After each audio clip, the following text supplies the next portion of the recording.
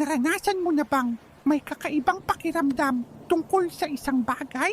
Pero hindi ka sigurado? Gut feeling ba ito o simpleng anxiety lang? Madalas, nakakalito talaga.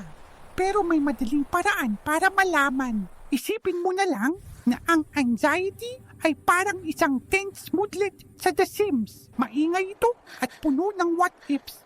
Paano kung magkamali ako? Paano kung hindi nila ako gusto? Para itong isang alarm na sobrang lakas tumunog. Ang gut feeling naman ay parang isang focused moodlet. Kalmado ito at malinaw. Hindi ito sumisigaw ng takot.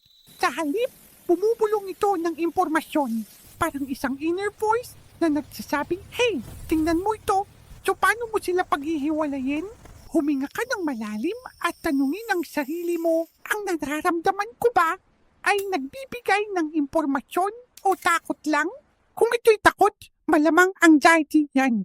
Kung ito'y kalmadong kaalaman, yan ang gut feeling mo. Magtiwala ka sa iyong inner compass. Ikaw ang player 1 sa laro ng iyong buhay.